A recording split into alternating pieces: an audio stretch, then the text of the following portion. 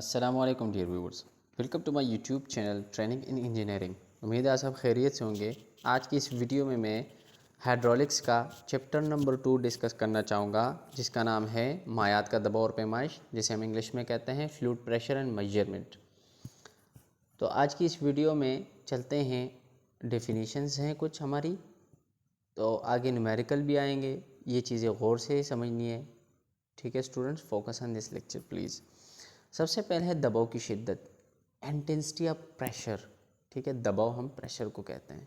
ठीक है, अब ये हम पढ़ते क्यों हैं? क्योंकि जब भी हम सिविल इंजीनियरिंग में, ठीक है, लेट सपोज डैम बना रहे हैं या कुछ और भी इस तरह हाइड्रोलिक स्ट्रक्चर बना रहे हैं, ठीक है, तो उसमें पाइप्स मैंने बताया था ना हाइड्रोलिक्स में, ठीक है, कहीं पे पाइप्स आ सकती है हमारी, कहीं पे कोई चीज़ आ सकती है, ड्रेन आ सकता है हमारा, तो उसमें हमने पानी का प्रेशर मालूम करना है। ठीक है, समंदर, दरिया वगैरह वगैरह, या हमने एक ट्रेपेज़ाइडल शक्ल की जो है ना चैनल बनाया हुआ है, ठीक है, या नहर की मिसाल मैंने दी थी।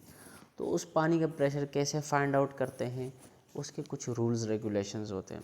अब उसकी दबाव की शिद्दत कितनी है, या हमने फाइंड आउट करना है फार्मूलों की मदद से। तो चलिए चलते हैं, सबसे पहले पढ़ते हैं इसकी तारीफ, दबाव की शिद्दत। जब भी हम किसी माया को किसी स्टोरेज टैंक में या किसी दीगर बर्तन में, ठीक है, बर्तन की मिसाल भी ले लेते हैं, हम डालते हैं पानी को, तो यही माया यही फ्लूइड हमारे इस टैंक के पैंदे पर, बेस पर और दीवारों पर अमूदन अमल करती है। अमूदन मीन परपेंडिकुलर अमल करती है। ठीक है स्टूडेंट्स, ये हो गई इसका एक खुलासा किस्म। अब इस तरह इकाई रकबा पर अमल करने वाली कुव्वत को हम दबाव की शिद्दत कहते हैं। यानी हम एक टैंक में पानी डालते हैं, पानी इक्वली, ठीक है, इक्वली इसके पैंदे पर अमल करेगा, दीवारों पर भी पैंदे पर भी इक्वली जो है ना, इस तरह जो है ना पानी बिल्कुल लेवल होता है उस बर्तन में या उस टैंक में। ठीक है, इक्वली जो है ना फोर्स डाल रहा होता है, ठीक है, प्रेशर डाल रहा होता है, हम ऐसा कह सकते हैं। अब यही इकाई रकबा पर अमल करने वाली कुव्वत को हम क्या कहेंगे? दबाव की शिद्दत, जिसका फार्मूला है, यही मैंने लिखा है dear students, P equal to force per unit area. इसकी तारीफ आपने ऊपर पढ़ ली। ये इकाई रकबा पर अमल करने वाली कुव्वत को हम क्या कहेंगे? प्रेशर, जिसे दबाव या इंटेंसिटी ऑफ प्रेशर कह सकते हैं। इसकी यूनिट हमारे पास न्यूटन पर एम स्क्वायर होती है, LBS यानी पाउंड पर एन स्क्वायर हो सकती है। ठीक है, न्यूमेरिकल में जब भी यही फार्मूला आएगा। अब कैसे इसको करते हैं?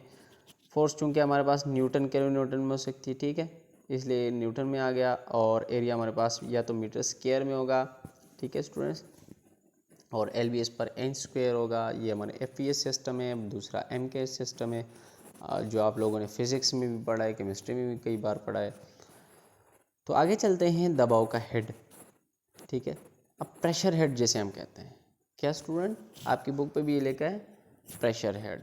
अब अगर हम किसी बर्तन या टैंक में पानी डालते हैं, तो टैंक के इकाई रकबा पर माया की ऊंचाई जो होती है, हमने ऊपर पढ़ा अमल करने वाली कुव्वत, और यहाँ पर क्या है, वही तरीके इकाई रकबा पर माया की ऊंचाई को यानी हाइट को, जितना कि हमारा फ्लूइड है या कोई दीगर लिक्विड है, उसका जितना हाइट है हम उसको कहेंगे प्रेशर हेड।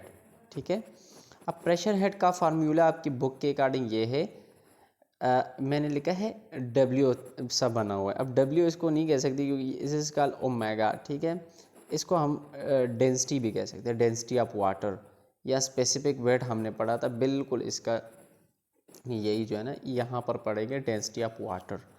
अब फार्मूला है density of water multiply by the fluid or the liquid head.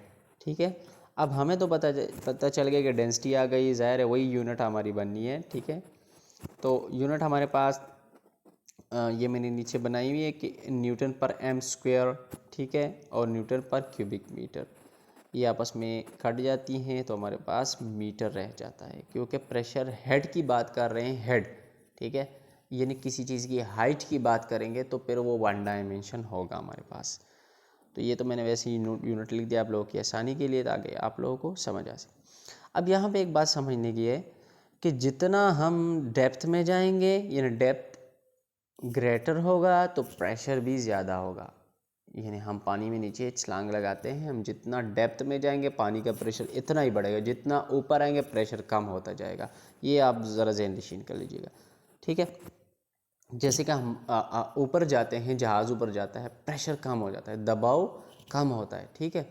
जितना हमारा हाइट बढ़ता है, लेकिन टेम्परेचर भी फिर डिपेंड करता है, वो अलग चीज़ें हैं, डेंसिटी ऑफ वाटर होती है, बहुत सारी चीज़ें इसमें। तो ये जितना हम डेप्थ में जाएंगे उतना प्रेशर बढ़ेगा, ठीक है। तो जिस तरह हाइड्रोलिक स्ट्रक्चर में डैम बनाते हैं, ठीक है, डैम बना के, तो अब डैम जब हम बनाते हैं तो उसका तो कुछ ना कुछ प्रेशर तो होगा ना, जितनी नीचे हम डेप्थ में जाएंगे प्रेशर उसका ज़्यादा बढ़ेगा। उसके लिए हमने इक़दामात करने हैं, ठीक है, वो इक़दामात करने हैं ताकि हमारा जो डैम है ये उसको रिजेस्ट कर सके, उस पानी के प्रेशर को रिजेस्ट कर सके। तो ये एक आसानी आप लोगों के लिए एक आसान सी मिसाल मैंने दी। ये मैंने एक डायग्राम भी बनाई हुई है, ये इसी की बनाई हुई है, ठीक है।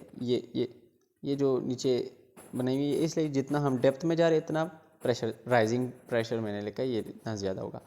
अब ये तीसरी तारीफ आपकी बुक पे लिखे एटमॉस्फेरिक प्रेशर, ठीक है, फ़िज़ाई दबाव जिसे हम कहते हैं। अब ये इसका भी प्रेशर पर यूनिट एरिया, ये इसका फार्मूला है, ये डिफिनीशन है, ठीक है। ये this is called atmospheric pressure, फ़िज़ाई दबाव जिसे हम कहते हैं, ठीक है। अब चौथा हमारा है गेज प्रेशर। मायात का जो दबाव है मालूम करने के लिए हम कुछ आलात इस्तेमाल करते हैं, ठीक है। वो आलात किस शक्ल में, या तो पेज़ोमीटर होता है या मानोमीटर होता है, ठीक है। ये शीशे की बनी होती है, कुछ यू शक्ल की होती है, कुछ 90 डिग्री में होती है, ठीक है। आगे आएगा इंशाल्लाह पढ़ेंगे।